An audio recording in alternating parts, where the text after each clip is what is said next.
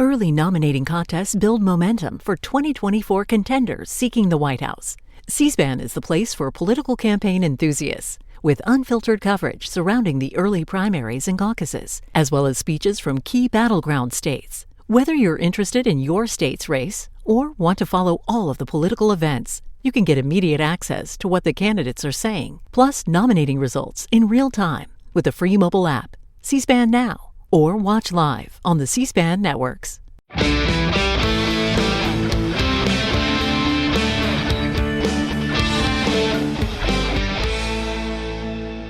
Robert, how are you? Good. How are you? Good. Nice haircut. Thank you. A nice hat. Thank you. The same hat I always wear to hide the fact that I haven't had a haircut. And a happy 420 to you, Rich. And a happy 420 to you, my friend. 420, which is obviously you being a big drug guy, is a celebration of marijuana. It's also, correct me if I'm wrong, there's a birthday involved on today, huh? That's true. It's Ruth Connell's birthday. It's Chris Schmelke, photographer for Creation. It's his birthday.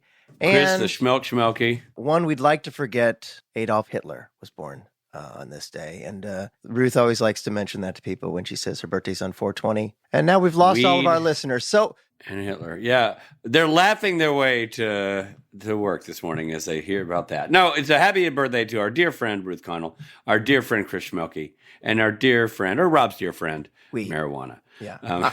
I'm not the only one. I love that you Rich, they did legalize it in I know, but states. I know that it makes my bit defunct, but the whole, you travel the globe with drugs up your beehole is just solid. You know what I mean? Like, I don't want to let that go yet. I'm not there. This is for me. Yes. Although these days I travel with it in my backpack. I don't have to put it in my beehole anymore because it's I thought that's legal. What you called your beehole. My backpack. Listen, everybody. Season 3 of Supernatural happened. It happened. We finished. We watched it. Yeah, I have to say, it really took me by surprise this season. I was expecting, I knew it was a shorter season. I really thought it was going to be a yawn fest. Yeah. I got to be honest. Going into season 3, I was like, well, this is a write-off season just to get us to Misha in season 4, And it's not true. It was a fantastic season with lots of epic episodes, and it ended on such a cliffhanger. I got news for you. Dean is dead.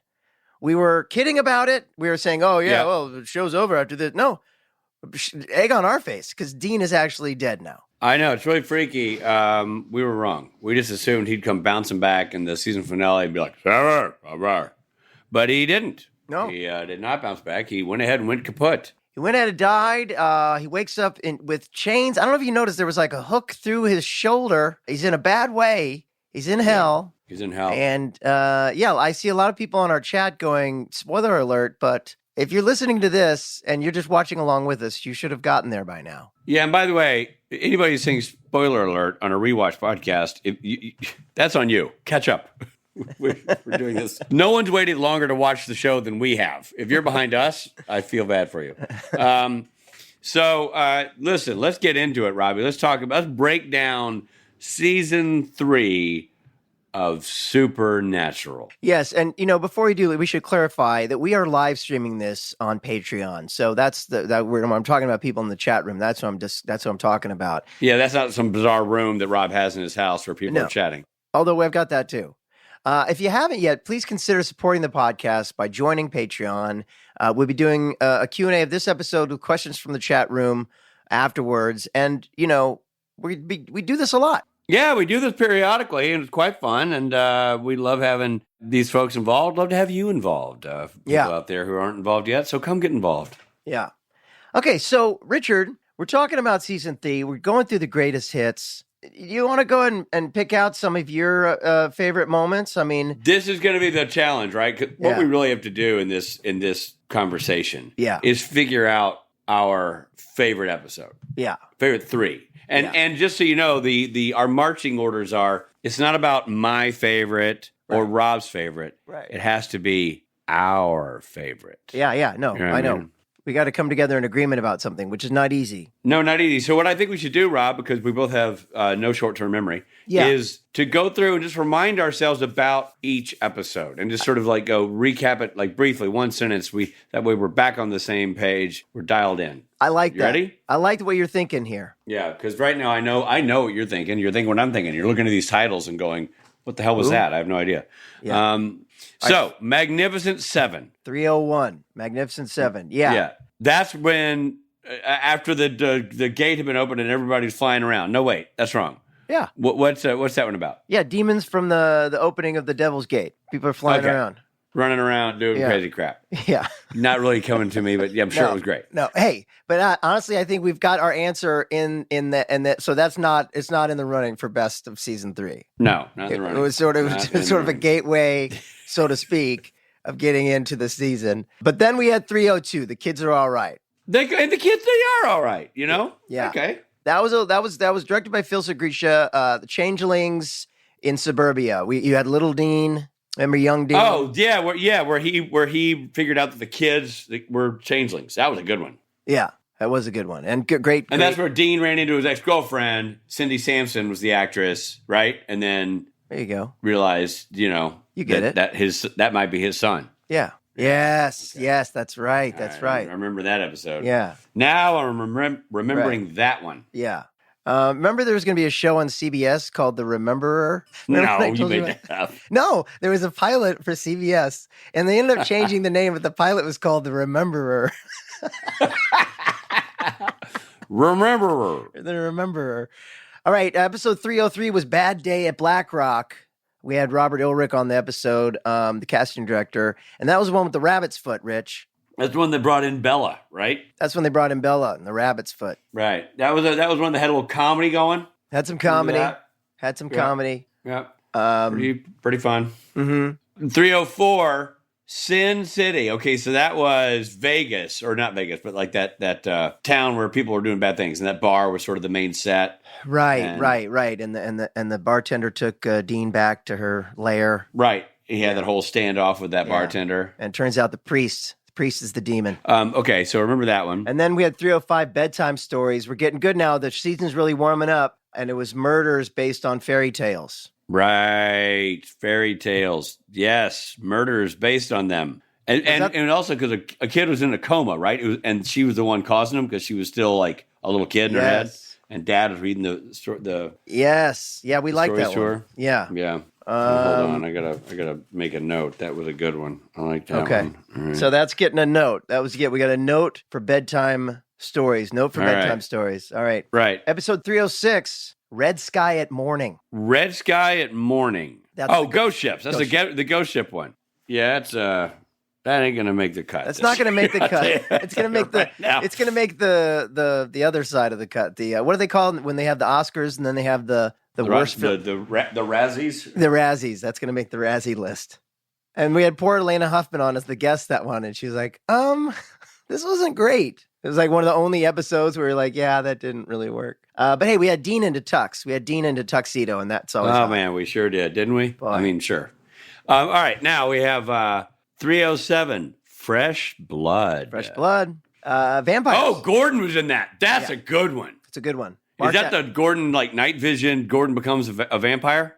Yeah, and at the end, there's that really gory scene where he kills Gordon. Yeah, he beheads him, right? Yeah, write that down. That one's good. I'm writing that down. That's a good one. Yeah. And then we have a very supernatural Christmas. That's also an outstanding episode. Epic. Pagan gods eating people. Wow, you're right. There's a good run here in the middle. Yeah, flashback to 1991 Christmas. Yeah. That was deep. Yeah, man. And then we had your favorite title of the year. You go ahead and say it. Episode 309. Malleus Maleficarum. Malleus Maleficarum. Malleus Maleficarum. Which is what you were going to name your firstborn until the machete said no. Machete said no to Machete said meh to Malleus Maleficarum. Witches in Suburbia. Suburbia, yeah. That had some fun moments with the witches. Then, of course, we had 310, Dream a Little Dream of Me. Dream walking. Dean gets a vision of himself. Oh, that's a Jim Beavers episode, right? Yeah, what happens? Jim's stuck in a nightmare. Bobby Seger's yeah. That was a good one. That was a good one. And then Dean had to go dream walking. And then Sam is dream walking at the end. And he kills the dream walker guy, that little punk that lived in the forest. And then showed him his dad. Yeah. And then there's episode 311, which is very forgettable. It's called Mystery Spot. And then there was 312. 312. 311, Mystery Spot with our very own Richard Spade Jr. It's Tuesday every day. It's the Pig and a Poke one. Yeah. And I Groundhog Day episode. Great episode. Come on, you got to write that down. Yeah, we'll write that down. Just in keeping with you like every episode you're in as the best one of the season. That's true. But I do that out of regardless of whether I actually like it or not, just because I am supporting myself. Which means in season 5, when you and I both have an episode, we've already got 2 of our top 3. Exactly. We're done. So Mystery Spot was great. Great, really fun episode. God, we're really rolling again. We got episode 312, Justin Bello, Demons in the Police Station. Oh, that was one with Peter DeLuise. Yes. And lots of people. A bit huge guest cast. Yeah, Charles Malik Whitfield. It's a good one. Amy Garcia. Yeah, it's a good one. And so mark that down for me. So far for me, in the Rob list, I've got Mystery Spot and JIB. Okay. I'm really surprised you've gone cold on Mystery Spot in your old age. No, it's not that I've gone cold on it. I just, full disclosure, I didn't watch it. We reviewed it. I don't really remember it. Wow. I kind of, it was funny is I thought, oh, I shot this. I'll remember everything. And in the middle of the review, I was like, what the hell? This all happened in this episode? I know. And I realized I hadn't watched it since before Fletcher was born. Yeah. So I'm like, oh, no wonder I have no idea what's going on here. Well, you should give it a rewatch. You know, this is a rewatch podcast. So even if you've seen it, you rewatch it. I know, but I don't know if you felt that way, but I felt like, oh, I've read the script multiple times. I acted in it. It's all still up there. It's not still up there. You know what I mean? Yeah, no. I notice that with you sometimes. With the episodes that you've pre-watched, you're like, yeah, sure. And I'm like, wow, wasn't that shot right at the beginning of that's not true. I've literally watched every single one except for the one I was in. I literally watched all of them because I haven't seen any of them. Flash forward to 401. We've already recorded our episode of 401, and you didn't rewatch that because you'd seen it. You had to watch that one when you directed. 401? Of course. That's a big deal. Yeah, but did you rewatch it? Yes. I thought you said that you didn't. That you already pre-watched it. It's fine. For whatever. No, dude. I can't. You're out of your mind. I have. If I leaned on that, I wouldn't remember anything. Okay. Clearly, because I don't remember the ones I'm in. All right. Out of my mind is a strong words to use, but okay. You have lost it. Episode 313, The Return of the Ghostfacers. I mean, another classic episode. They're really on a roll now. This is where this season 3 and that one is technically so interesting and unique. So unique. And this is really where season 3 was like, F you, I'm season 3. You know what I mean? I may be small. Yes. I may be the smallest of all the seasons, but I'm mighty. Yeah, exactly. It's season Mark 3. Wahlberg of seasons. Yeah, I was going to say season 3 is the me of Supernatural, but yes. Sure. And then we have 314, Rich. A reference that means nothing to anybody under 30, long distance call. That's right. What did we decide that was about? It's dead people making phone calls. It's people getting phone calls from people, you know. Like, right. So Tommy, that critter with the big teeth can eat them. Right. Tommy, it's your mother. Mommy? That kind of thing. Right. Spooky. Yep. Gotcha. And then Time is on My Side, 315. That's with the Frankenstein bad guy, the old doctor. Oh, yeah. Who keeps himself alive by cutting out body parts and installing them in himself. They were gonna scoop out Sam's eyeball with a double-sided melon baller. Yeah, that was that was one of the happier scenes. Right. Where everybody was rooting for the melon baller. And then No Rest for the Wicked. What happened in that? That was the season finale where Dean dies. Dean dies, man. But what else happens? Lilith, that creepy kid Lilith, and they go to the small town where creepy kid Lilith is keeping the family hostage. Yeah, Daddy, you're not nice. That little. Oh yeah. Oof, you're real creepy. Yeah, that's gonna be up there for me as one of the best. It was a cool plot with the little girl, the Twilight Zone reference. And then plus you have Dean dying, which is like the ultimate. It's the biggest cliffhanger we've had yet. Okay, let me look at this. We have not done ourselves any favors, I'll tell you that right now, because we have a pretty significant list here. I just made a note. So here's the notes I made. I don't know if you made corresponding notes here in your stupid notebook, but here we go. Okay, I got my notes. I've already got my top 3, to be honest. Oh, you do? Okay, well, I'm just going to tell you the ones that we kind of that I was jotting down as we talked. Okay. Bedtime stories, to recap that is the the doctor dad's daughter's in a coma, and she's doing these stories, and they're kind of coming to life, right? Yeah. Real creepy. Also, sad little story of the father and daughter. Someone said that you on our podcast you did not like bedtime stories. This is what I'm hearing from the Is that right? Patreon group. I think I found it on the somewhere between silly and serious. I don't think I loved it, but I remember thinking the father daughter part was cool. I thought it was super sillious. Fresh Blood. Gordon turning into a vampire. Yeah, that's a good one. That's a good one, man. A very supernatural Christmas. Super clever. Super gross. Super clever and gross. Mystery Spot. Obviously, a bit of a classic. I know I'm involved in it, but people tend to like that one. That's a good one. Justin Bello, which I have forgotten what that was. Yeah, Justin Bello, which is the one that the whole thing takes place inside the police station. Right. That's the Amy Garcia. Peter DeLuise. DeLuise. Okay. DeLuise. Zombies. That's a trippy one because the Justin Bello title is meaningless to me. I never know what the hell it means. You know what? It just makes me think what it makes you think, which is conventions in Rome. Yeah, convention in Rome. Yeah, but the rule book says don't judge an episode by its title. Okay. Ghostfacers, the return of Ghostfacers with the very unique style of the episode. Yes. Very cool. And No Rest for the Wicked, the season finale with the little girl who's so awesome and creepy. Creepy little girl keeping the family hostage and Dean dying. Okay, so I'm scratching through bedtime stories. We know that's not one of them. So now we're down to 1, 2, 3, 4, 5, 6. 6 ones that you and I both agree are really good. Which, by the way, that's impressive out of a 16-episode season. Or yeah, I mean, yeah. Impressive. We'll be right back.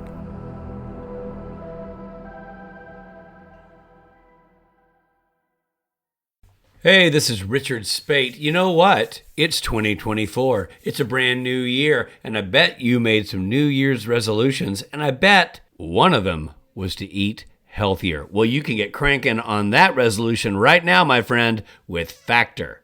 Factor's ready-to-eat meal delivery takes the stress out of meal planning and sets you up for success in the new year. Skip the grocery stores, the prep work, the cooking fatigue. I'm getting tired just talking about it. Instead, get chef-crafted, dietitian-approved meals delivered right to your door. With over 35 meals to choose from per week, including options like keto, calorie smart, vegan, and veggie, and more, plus over 55 weekly add-ons, you will have a ton of nutritious and flavorful options to kickstart this resolution off right. Forget frantic lunch prep and rush dinner making. That stinks. Factor's 2-minute meals, yes, I said 2 minutes, are your secret weapon in the new year. You get to fuel up fast with restaurant-quality meals all delivered right to your door. It doesn't get any easier than that. And Factor now offers loads of snack options like breakfast, smoothies, juices, snacks, and more to keep you going no matter what's on the schedule. So I know what you're asking. Rich, how do I tap into this Factor magic? You head to factormeals.com/SPNTAN50 and use code SPNTAN50 to get 50% off. That's a lot off. That's code SPNTAN50 at factormeals.com/SPNTAN50 for 50% off. Make that resolution happen now and make it happen at a discount. Fantastic food that's healthy and delicious and delivered right to my door. Now that is how you start the new year off right. For over 10 years, Grammarly has been powered by AI technology you can trust and rely on for all of your writing needs. And now Grammarly helps you do even more. With one click, you and your team can quickly brainstorm, rewrite, and reply with suggestions based on your context and goals where you write the most. Grammarly accelerates effectiveness and productivity for everyone on your team. In fact, more than 70,000 teams rely on Grammarly to help them with their writing today. Have a presentation coming up? Let Grammarly create a personalized outline to get you organized so you can transform your ideas into a compelling presentation. With Grammarly, you can be more productive by communicating your point clearly and getting work done efficiently. Grammarly is here to assist you at every step of your writing process so you can show up with confidence. Go to Grammarly.com/businessteams to download for free. That's GRAMMARLY.com/businessteams to download for free. Thanks for listening. Now, back to the episode.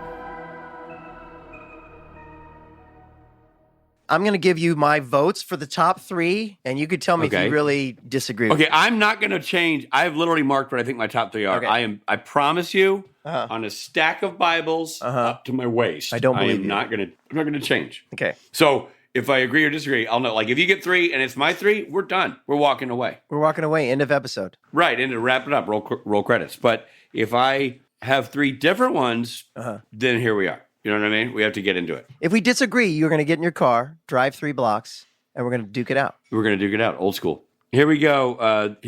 Robbie Benedict naming his top 3. This does not count as our official answer, by the way, because at the end of the day, the 3 we turn over to you people that go in the vault to be kept for all time have to be ones we agree on. So this is just the first step in that process. Rob Benedict naming his favorite 3 episodes from Supernatural Season 3. Robert? Let me preface by saying this is the hardest part of our job. We don't love this. We don't like picking favorites. You know what I mean? Nope. It's like picking your favorite kids, you know? Yeah. So I'm saying this, but every episode really turned in a great, solid effort. Yep. My first pick is Mystery Spot. Mystery Spot because we have our very own Richard Spade Jr. is back, and I'm a sucker for Groundhog Day plots. Right. It's not just Groundhog Day, but any TV show or movie that has like someone who has to relive a day. I'm kind of a sucker for that. Okay. And there was very clever things that happened throughout, like the piano falling. That's where he kept dying in those really funny ways. Yeah. The bad. It was very clever. Bad sandwich. Yeah. And also we can't escape the fact that it's got Kim Manners all over it. That's you right. know? Yeah. Justin Bellow is my second pick. I just remember as a podcast really loving that episode and really geeking out about it. I love that it all took place in one location. There's something almost kind of cozy about that. People, even though they're like in peril and there are people trying to get in from outside, but they're forming these bonds inside the station there. Great guest cast. And then my last of the 3 is No Rest for the Wicked, the season finale, when I just could not, it just blew my mind that after all the lead up of Dean's going to die, Dean actually died. Wow. So, dude, this is astonishing. Uh-oh. I don't know if this is mathematically ever going to happen again. We have 6 choices. Okay. We narrowed it down to 6. We have to agree on 3. You gave me your 3. Mine are the other 3. No way. I kid you not.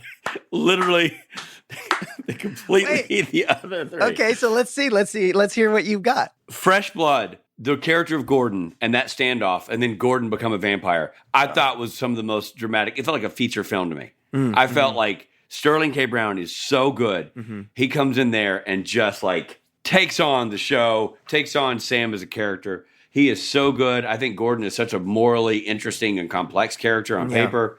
And Sterling K. Brown elevates that character even further with his amazing talent. He really does, because Sterling K. Brown is now known for his role on that TV show where he's a sweetheart. He's just like the father on that. The Last of Us. No, the both of us. This is The Last of Us. This is us. No. This is us. This is The Last of Us.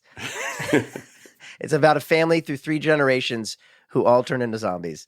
Eaten by fungus. He's an amazing actor. And then I think when he becomes a thing that he hates, when he becomes a thing that he has hunted and then tries to use those powers to at very least, finish what he started in taking out Sam Winchester. I just thought to me, it's like a feature. So that's Fresh Blood to me. Then I have A Very Supernatural Christmas just for the pure fun and edgy, crazy style of it. Walk me through what happened in that again.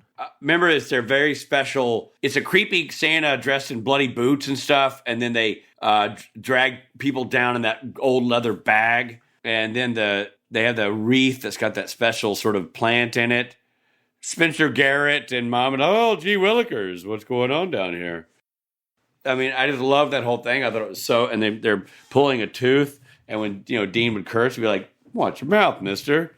All that stuff. Yes. They were great. And then just the whole style of it, like you really are watching a Christmas special. Yeah. And then my third was the Ghostfacers, because it was such a departure from Supernatural as we know it. The style of it, the intersection of the 2 guys, seeing Sam and Dean in the Ghostfacers style of shooting was fascinating to me. I just thought it was super clever, super well done, super unique. Absolutely. And something, the thing about Ghostfacers too is you almost have to like appreciate it in the time that it aired, because like we really hadn't seen that a ton, and here they were doing that, really changing. Just that Supernatural would do this, that they'd go, let's completely throw the idea of a television show on its head and do something out of nowhere. So I agree with you about that. I stick to my top 3, but we have to give, because we have to come up with 3. I think you have to give me. I think you're going to have to find a home for Fresh Blood in your top 3. It's a movie. It's so good. Here's what I think you should do. I think you should trade Justin Bellow for Fresh Blood. I don't know. I think that's a solid swap. Gordon owns that episode. The internal struggle he brings to the screen. I'm going to pitch something. What about all right, Fresh Blood for No Rest for the Wicked? No? Yeah. No. I think we're trading gold coins, right? They're all great. But I feel like, I think you can. I think you can go with that because. Okay. What else happened in that episode? I know the little girl who was. It's the little creepy girl. Really, the highlights were Lilith has this family hostage that she's and she's the whole block is now demons, right? And then at the end, the dogs come and rip Dean. Yeah. I mean, I think you can make that trade. I think it's a fair trade. Okay, so we've got. So I'm marking through. No Rest for the Wicked is no longer a contender. Right. And instead, we have Fresh Blood, Mystery Spot, and Justin Bellow. And, dude, all right.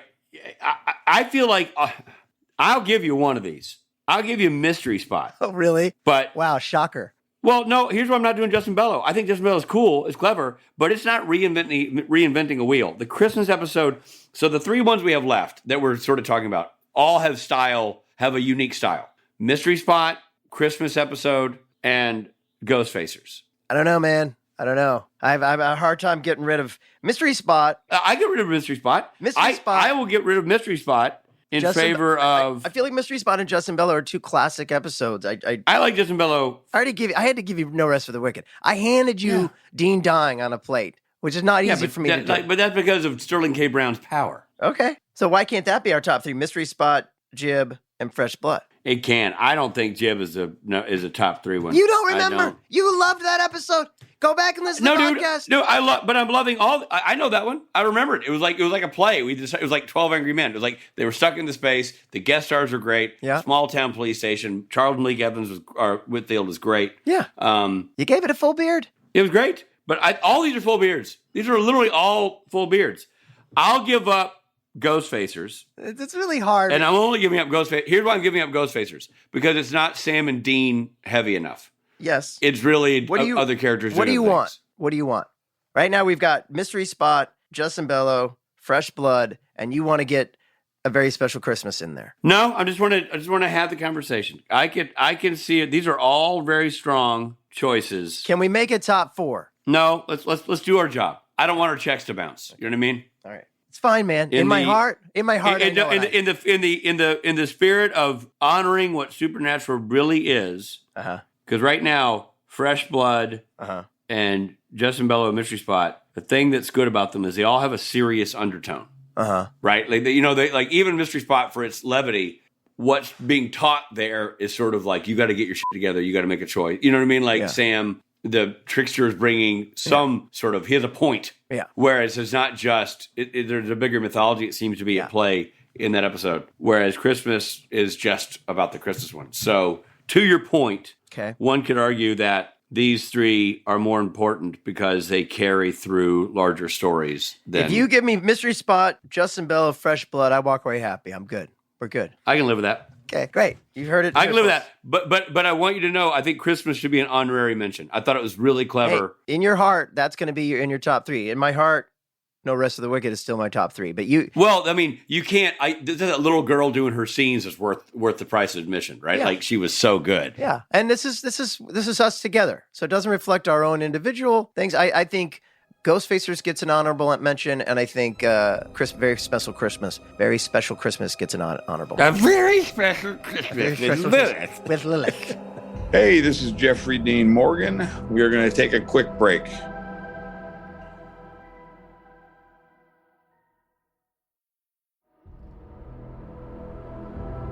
Hey, it's Jeffrey Dean Morgan again. Welcome back to the podcast.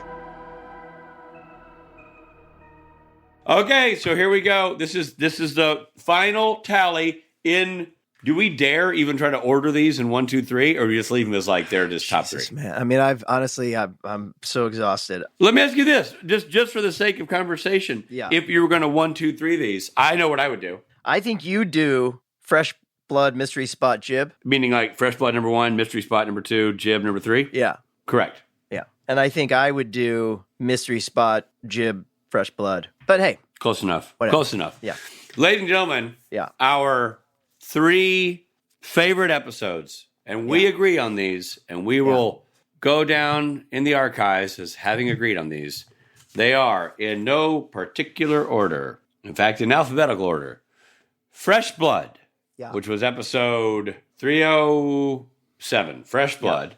Yeah. Keeping in the alphabetical order tradition, episode 312, Just in Bello, or Juice in Bello, whatever, is one of our top 3. And finally, Rob. Mystery Spot, episode 311. Yeah. 311 Mystery Spot. There we go, ladies and gentlemen. Yeah. Your questions have been answered. The debates can stop. The answers have been handed out. That's it. Case closed. Awesome. That was fun, man. That was fun. You know, you forget how many. It's interesting because you think of it being a shorter season. Yeah. But man, no shortage of great episodes. Really, really true. And I just want to, I know we say it a lot. I just want to say again how impressed I am consistently with actors Jared Padalecki and Jensen Ackles.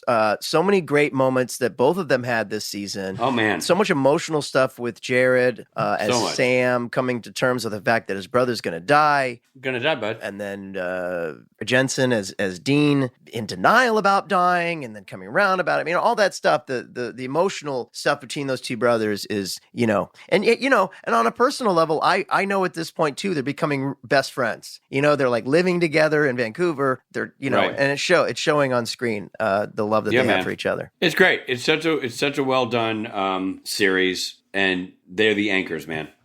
Rob's right, 100%. They continue to just bring it every episode, in spite whether they're going for a joke or going for the drama or the action, or the visual effects, special effects. I mean, Those guys are seriously, always show me 2 other actors like this that can do the action, be badass, be total macho male, but then at the same time can go totally sensitive. And I know what you're thinking. I know who your runner-up duo is. me and you. Joshua Jackson and James Vanderbeek, and you're wrong. Right. No, and do the sensitive stuff, drama, but then also do the comedy. Really, really funny. That is when Supernatural's at its best. You've got all 3 of those that packed in an episode. Damn right you do. Yeah, it's that. People always say Supernatural or Dawson's Creek. They always say Winchester's or the Beak. The big beak. So that was our season 3 wrap up. Now, what do you think happens in season 4, Rich? I assume nothing. It's Dean's dad. The show's got to be over. They probably have a somber sort of round table at the beginning to say, we're sorry to do this to you, but there is no more show.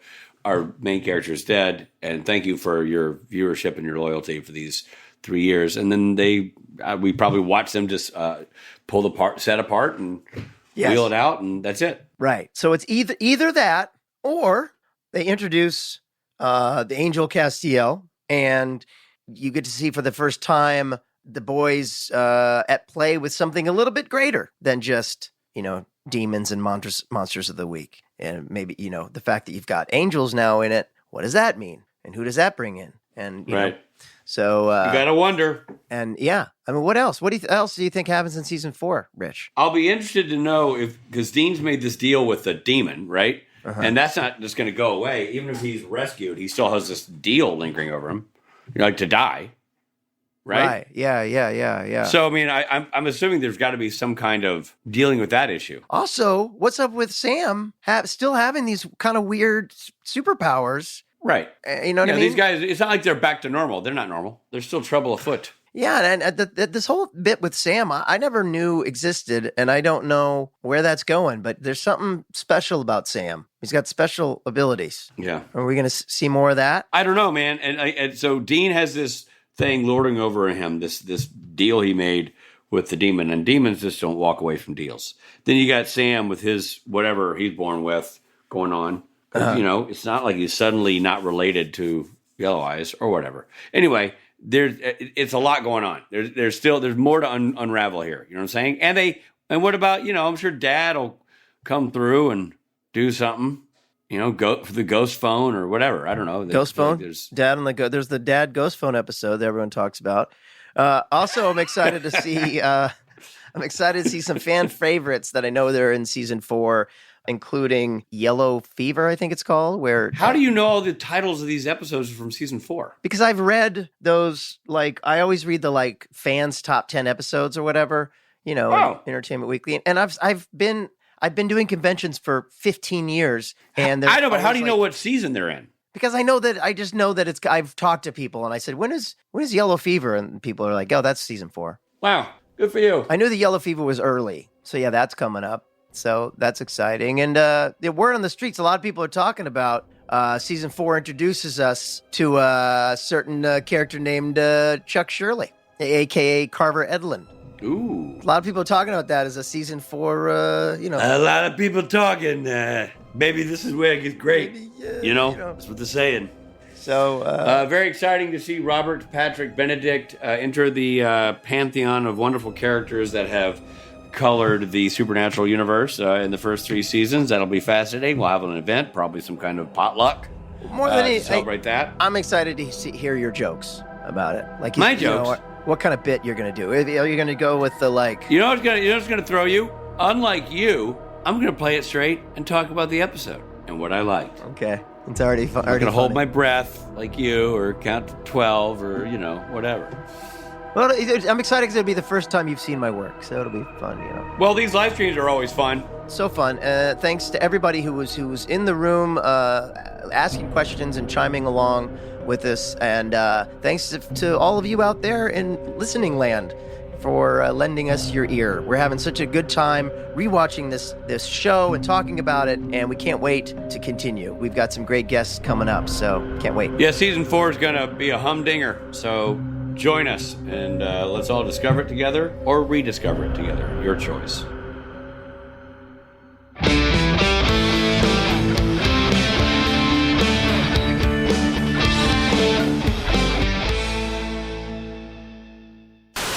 Steve. What? Steve? You haven't been recording the podcast? Steve's got a cold. Steve's got a cold, everybody. That was hilarious. Halfway through the podcast. Well, that's all we have. And recording in Okay. Story Mill Media. Early nominating contests build momentum for 2024 contenders seeking the White House. C-SPAN is the place for political campaign enthusiasts, with unfiltered coverage surrounding the early primaries and caucuses, as well as speeches from key battleground states. Whether you're interested in your state's race or want to follow all of the political events, you can get immediate access to what the candidates are saying, plus nominating results in real time with the free mobile app, C-SPAN Now, or watch live on the C-SPAN networks.